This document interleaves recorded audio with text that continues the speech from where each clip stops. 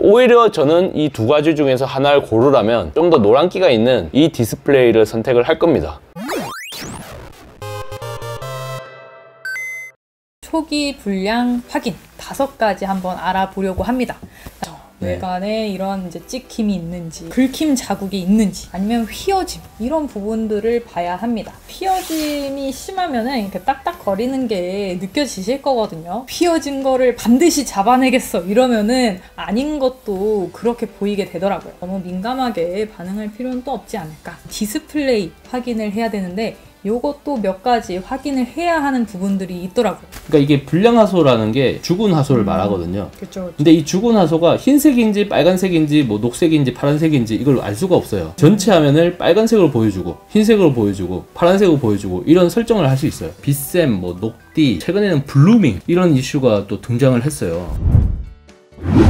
지금 앞에 보이시는 이 두 가지 제품, 바로 아이패드 프로 12.9인치 5세대입니다. 한 대는 쿠팡에서, 한 대는 애플스토어 공홈에서 구입을 한 건데요. 디스플레이 이슈에 대해서 설명을 드리려고 합니다. 각 항목별로 살펴보면서 이게 과연 문제인지 아닌지 이런 걸 좀 얘기를 하는 시간을 가져보려고 합니다. 지금 밝기가 최대로 된 상태고요. 트루톤 둘 다 켜져 있는 거 볼 수 있죠. 그리고 자동은 안 되어 있고 라이트 모드 이렇게 되어 있는 거 볼 수가 있습니다. 결국 같은 설정인데 이 왼쪽에 있는 게 좀 더 노란색이 강하고 우측에 있는 거는 흰색을 보여주고 있는 거죠. 오줌액정 이렇게 표현을 합니다. 노란색이 좀 강하다고 해서 이게 디스플레이적으로 하자가 있다? 이렇게 보기는 좀 힘들어요. S전자에 다녔을 때 개발자분들에게도 커뮤니티에 있는 이슈들을 얘기를 했는데 노란색으로 나타나는 게 눈을 보호하는 측면에서 좀 더 낫다. 아이패드에는 트루톤 기능이 들어가 있어요. 이걸 끄시면은 보세요. 이제 이쪽이 좀 더 노란색이 강하죠. 흔히 커뮤니티에서 얘기하는 오줌액정이다 이렇게 생각하시면은 끄고 사용을 하시면 되는 거예요. 트루톤 기능을 껐을 때 흰색보다는 파란색의 느낌이 좀 더 강하게 표현이 됩니다. 아무래도 좀 파란 계통이 강하면 오랫동안 보기에는 좀 피로도가 높을 수가 있습니다. 트루톤 기능을 그냥 리더 모드라고 생각을 하시고 어두운 곳에서는 노란색이 좀 더 강하게 나오도록 이렇게 사용을 하시면 돼요. 좀 더 정교하게 조절을 하고 싶다. 그럴 때는 여기 손쉬운 사용에 가시면은 디스플레이 및 텍스트 크기가 있습니다.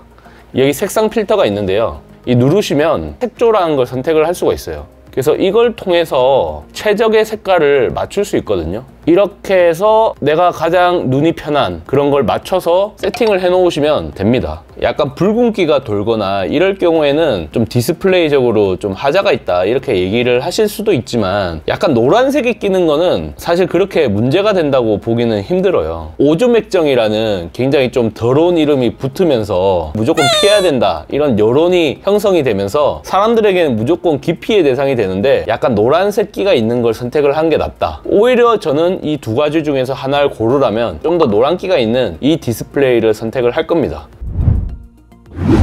양옆에는 아이패드 프로 12.9인치 5세대 각각 한 대씩 놓았고요. 가운데 있는 게 아이패드 프로 11인치 3세대입니다. 세 가지 제품 모두 동일한 환경입니다. 최대 밝기이고 트루톤도 켜져 있고요. 이 미니 LED가 탑재된 12.9인치 같은 경우는 밝기가 최대 1000니트까지 표현이 되기 때문에 11인치보다는 육안으로 봤을 때도 확실히 밝은 걸 알 수가 있습니다. 베젤 부분과 화면 겹치는 부분이 좀 어둡게 보여지는 거는 미니 LED의 탑재에 상관없이 둘 다 느껴지는 부분이에요. 이거는 종특적인 부분이다. 결국 LCD, 태생적인 부분이 바뀌어야 돼요. OLED로 바뀌게 되면 많은 장점을 가집니다. 색 재현율도 높아지고 명암비도 100만 대 1, 200만 대 1 이렇게 높아지고요. 반응 속도, 시야각, 균일도, 백라이트가 없기 때문에 두께 이런 측면에서도 훨씬 더 좋습니다.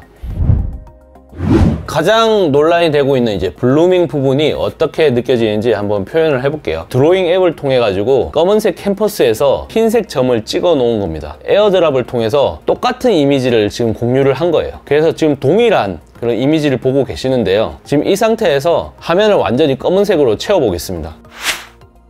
가운데 있는 11인치 같은 경우는 미니 LED가 아닌 기존의 리퀴드 레티나 디스플레이가 탑재가 되어 있어요. 굉장히 뭔가 이질감이 느껴지실 거예요. 이게 좀 상대적인 부분도 있긴 한데요. 백라이트라는 부분을 인위적으로 끌 수가 없다 보니까 진짜 블랙으로 표현을 못하는 거죠. 12.9인치는 미니 LED가 탑재됐기 때문에 검은색 부분을 제대로 표현을 하고 있어요. 흰색 점이 백라이트에 묻혀가지고 빛이 번지는 블루밍 현상이 느껴지진 않아요. 12.9인치 같은 경우는 전 부분이 마치 별처럼 발광체가 돼서 빛나는 듯한 그런 느낌이 드는 거예요. 우측에 있는 12.9인치가 좀 더 세게 느껴지는데 흰색을 좀 더 잘 표현을 해주기 때문에 이런 현상이 나타난 거 아닐까 이렇게 추측을 해봅니다.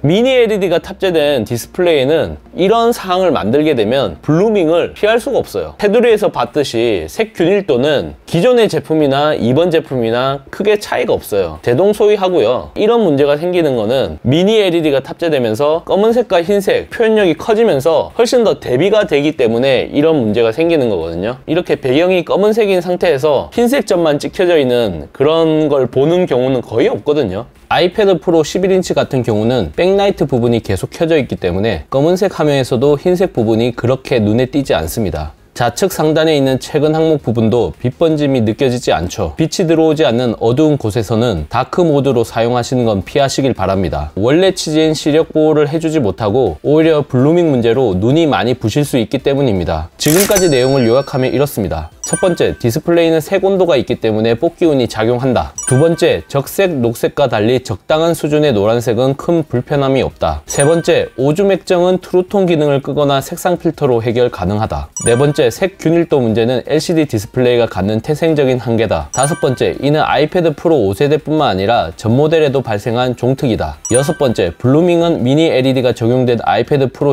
12.9인치에 일어난다. 일곱 번째, 불량이 아닌 하드웨어 컨셉이기 때문에 뽑기 운과는 무관하다. 여덟 번째, 어두운 곳에서 검은색 배경 화면에 흰색 글씨나 점이 있으면 발생한다. 아홉 번째, 다크 모드보다는 라이트 모드로 사용하는 게 낫다. 열 번째, 신경이 쓰인다면 아몰레드 아이패드 프로가 나올 때까지 즐겁게 버텨라. 그 미니 LED가 주는 장점, 그게 훨씬 더 크다고 생각을 해요. 색 균일도나 이런 부분은 극복할 수 없는 그런 태생적인 부분이고요. 일단 밝기나 명암비, 확실히 기존 디스플레이보다 좋아졌기 때문에 넷플릭스 같은 그런 컨텐츠를 볼 때 아쉽게 느껴졌던 그런 부분을 많이 보완해 주거든요. OLED 아이패드 프로가 있다면은 미니 LED가 아닌 OLED를 저는 선택을 하겠지만 지금 현재로는 그 제품이 없고 타사의 제품을 선택하기에는 운영체제나 생태계나 이런 측면에서 너무 제품이 다르기 때문에 지금 현재로서는 선택지가 이거밖에 없는 거예요. 아이패드 프로 같은 경우는 출시 주기가 보통 1년 반쯤 되거든요. 내년 연말까지 기다려야 되는데 그때까지 기다리기보다는 지금 시점에서 가장 가성비가 좋은 모델 12.9인치에 128기가 와이파이 모델을 구입을 해가지고 한 1년 반 정도 잘 쓰고 OLED 아이패드 프로가 나오면 또 넘어가면 되는 거니까 초기 불량 없고 좋은 제품을 살려고 하는 그 마음은 제가 이해를 하겠지만 컨셉적인 부분, 태생적인 부분 이런 부분에 대해서 너무 심각하게 받아들이지 않았으면 좋겠어요. 맨 처음에 봤던 패널의 색온도 이 부분에 있어서는 분명 이제 뽑기가 있고 편차가 있어요. 트루톤이나 커스터마이징 할 수 있는 그런 옵션이 있기 때문에 이걸 잘 활용을 하셔라. 논란이 되고 있는 블루밍 이슈 이 부분은 뽑기가 아닌 컨셉적인 부분이고 색 온도에 따라서 좀 더 심하게 느껴지는 그런 부분이 있을 수는 있다. 아무리 뽑기를 한다고 해도 해결될 수 있는 부분이 아니니 이 부분이 치명적이다 생각을 하시면은 구매를 하지 않는 것이고 그게 아닐 것 같다라고 생각을 하시는 분들은 커뮤니티에 떠도는 그런 얘기들을 너무 귀담아 듣지 마시고 어떻게 하면 잘 쓸 수 있는지 이런 부분에 대해서 좀 더 고민을 하시는 게 좋지 않을까라는 생각이 듭니다.